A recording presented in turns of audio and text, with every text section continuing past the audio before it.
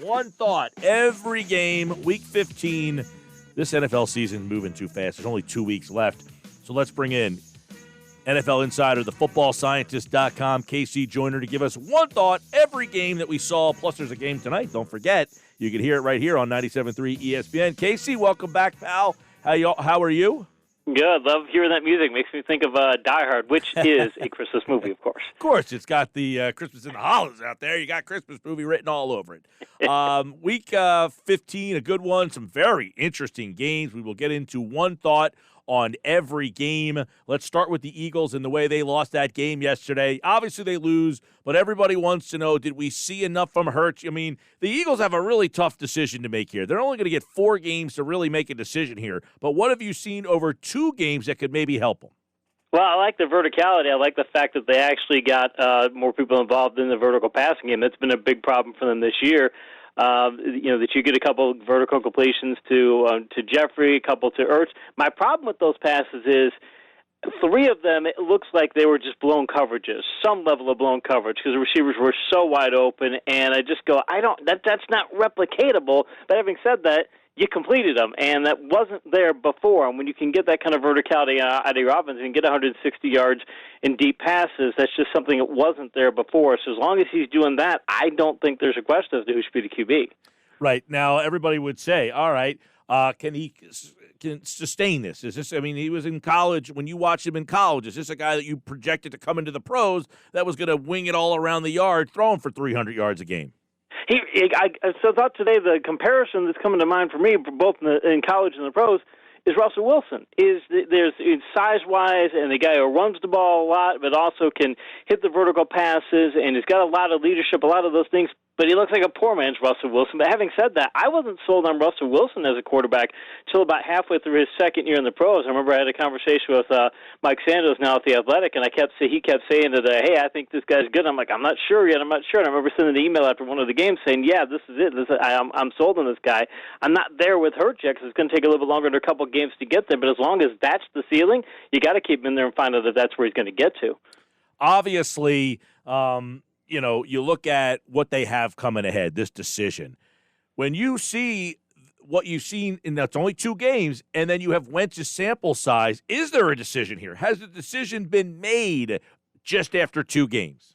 I don't think that Doug Peterson seems to be on board with the decision. He seems to be, if I'm guessing, he seems to be the one who was saying all along, hey, I don't want to make the change. And after yesterday's game, he was like, we was asked about who his quarterback was, and he was like, he was non-committal. And today he has to say, look, you know who the quarterback is. You just need to make a decision to commit to him for the rest of the year. But if I'm the Eagles, do I give up on Wentz yet? I don't think so. There's way too many quarterbacks over the years. I mean, the Eagles have plenty of them who didn't, who've had down times, and then they suddenly started to play better. I even point to Mitch Trubisky in Chicago. He's playing great right now. After he got benched, he realized, I've lost my, I'm facing professional extinction here, and suddenly he starts to play better. Maybe we'll see the same thing out of Wentz, but I don't know that you can make the decision based on a few games. I think they're going to have to go in the next year and decide then. Well, precedent would say, most teams, as you know, Casey, will just acquiesce to dollar invested in player and draft position, and Wentz wins both of those. He does, and remember what he did in his rookie year. Remember how good he was. I mean, there is that ceiling for him there as well. And if it turns out, here's the thing. Let's say you keep them both, all right, and then next year you decide, all right, Hurts is our guy. You can still trade Wentz. You can still you can still fix your problem down the road. It's not like you don't have that decision to make. And not only that, having 2 good quarterbacks.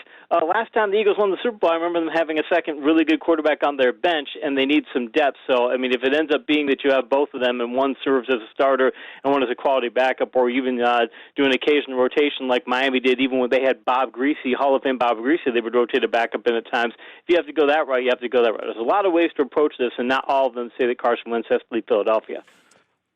Moving forward, is Jalen Hurts a better option for Doug Peterson? Is it just simply that Hurts runs Peterson's offense? Because we had so many battles here.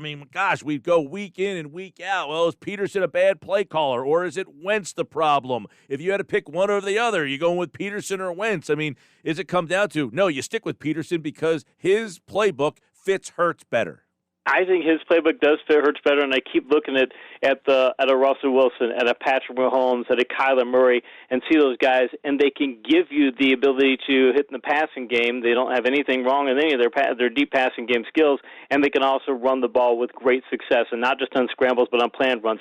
I don't think you can put a planned running game together as well with Wentz. He just doesn't have that kind of downfield rushing skill, and Hurts does. And I think that makes him a better fit for today's NFL, for the offenses that you're building today, the talent that's out there at the college level, that what you can, how you can incorporate into offenses. I think all of that lends towards Hurts being the better fit from a physical perspective. Well, I'll tell you what, and we've talked about this earlier in the show. Whoever's been the quarterback, when December comes on the calendar, Doug Peterson seems to step his game up.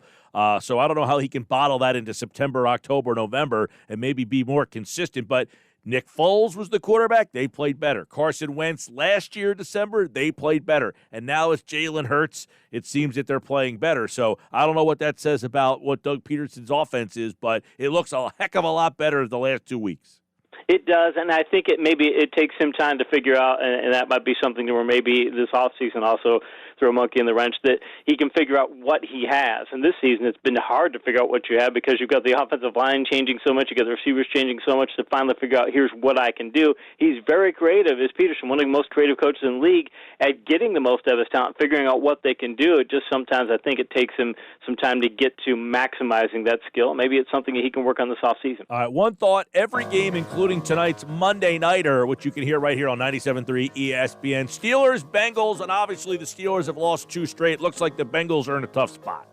Hey, I was playing third-string quarterback, too. It looks like Finley out there. He was terrible last season at a 62-1 passer rating in his 3 starts. So I got the Steelers winning this game by, if they didn't win it by 17 points, they're Tomlining. All right. A couple of Saturday games. The Bills blast the Broncos. Even the Broncos at home. Buffalo looked very poised to make a deep playoff run.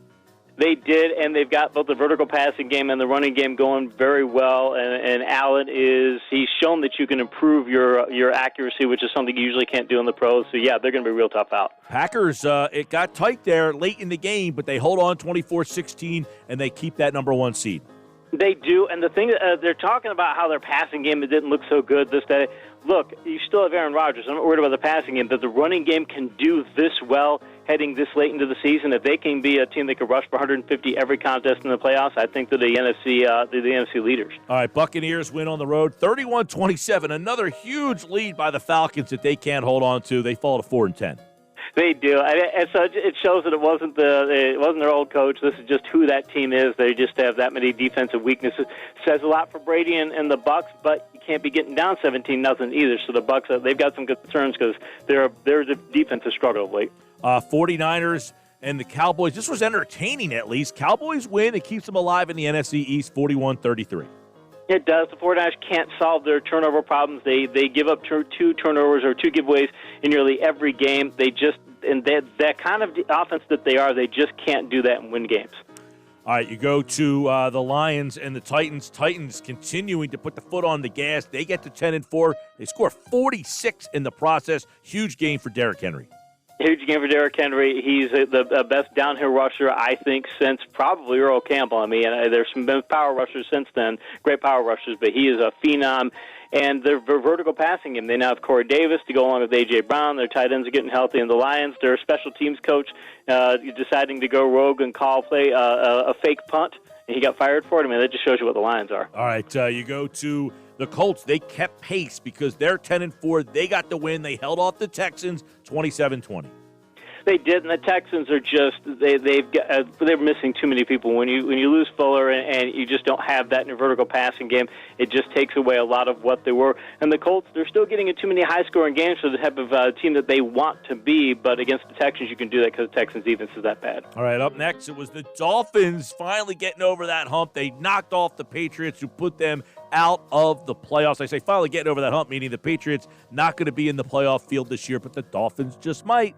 It's a good change of pace to finally get the Patriots out of the playoffs. I've kind of had enough of them personally. Cam Newton, the thing that gets me is how bad his mechanics look. This is a Bill Belichick coach team, and Newton just looks out of sorts. He just does not look comfortable at all, and I think that's why the Patriots' offense is as bad as it is, because Newton is just a limited passer right now. This was a big one. The Bears and the Vikings, the winner of that game, kept themselves alive in that wild card race, and it was Chicago. I think most people thought, all right, the Vikings had kind of turned their season around, but when you look at the standings now, it's Chicago who's just one game back of the wild card final spot.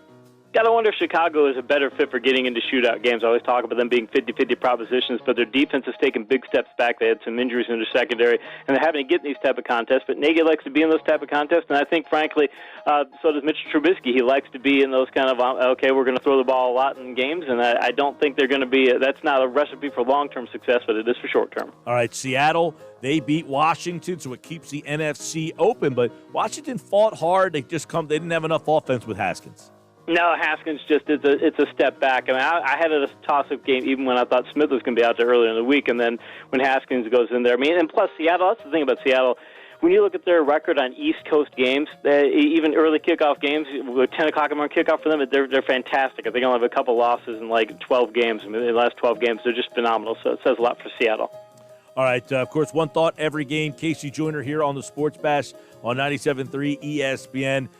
Jacksonville, they got smashed. The Ravens now, if you look at that playoff field, all of a sudden, they are tied with the Dolphins. They are, and they're going to be one of the tough teams to face because they have their running game is, we all know how great it's been. Their passing game is getting better. It's not what it was when Jackson was an MVP, but their running game is one of the most difficult in the league to stop. And if you can run the ball that effectively during the playoffs, a lot of teams are wore down in the postseason, so I think Baltimore's going to be tough out in Jacksonville. Hey, great game for them. They lose, and they're now the number one seed in this draft. That's because the Jets beat the Rams 23-20. I don't know how anybody explains this one. The Jets had put, before last week's game, they had scored 27 or more in 3 out of 4, so now they've scored 23 or more in 4 out of 6. Their offense is getting better. And the Rams, their offense has had trouble converting yards into points all year long. They just stumble, they kick field goals. There's a number of factors that keeps their offense from being a big play offense, but the Jets kept pace and the Rams didn't. No, they did not. 23-20. Jets get their first win of the season. Shootout back and forth. A lot of fun. Chiefs 32, Saints 29. Mahomes with 3 touchdowns. I wish Breeze would have been fully healthy for this one. I don't know. Maybe the Saints would have won. Maybe they wouldn't. As good as they played, you could tell that Breeze was just not his usual self that he was dealing with. He's coming off of 11 broken ribs. And as good as they played, I think they could have played even better. But it says something for the Chiefs because they've had trouble winning shootout games in the past few years, and they go into New Orleans and do that. That speaks well for them. But they can't keep getting in them because if they do that, they won't make Super Bowl. And Sunday night, the Browns beat the Giants 20-6, which means the Browns are one step closer to the playoffs. All of a sudden, they're right there. It looks like they're going to get in. But what did we learn? We learned that the Giants' offense is terrible, but also the Browns. The thing is, they got into a ton of good high-scoring games early in the year, and then they got into a mixture of games. But they've shown now they can win the high-scoring games, and they can also play defense and win this type of contest. Having 2 different ways to go about it in the playoffs is a very big thing, so kudos to Cleveland for taking that step forward. There you go. One thought every game, KC Joyner, and, of course, Friday being Christmas, we'll rearrange the schedule to get one thought on the Week 16 slate with KC, which is obviously got a couple of Saturday games in it. There's a Friday game in there as well, which is a good one, by the way. Vikings-Saints. You got the Vikings fighting for a playoff berth. Got 3 Saturday games this week. Buccaneers, Lions, Niners, Cardinals, Dolphins, Raiders. And then, of course, the Eagles, Cowboys. We'll have all that with KC. One thought every game here on the Sports Bash. Merry Christmas to you and your family. Happy holidays. And, of course, stay safe. Same to you. I appreciate it. All right, KC Joyner, like all guests, appeared via the Boardwalk Honda Hotline this hour, brought to you by Extreme Air Duct Cleaning. Go to extremeairductcleaning.com. One thought every game.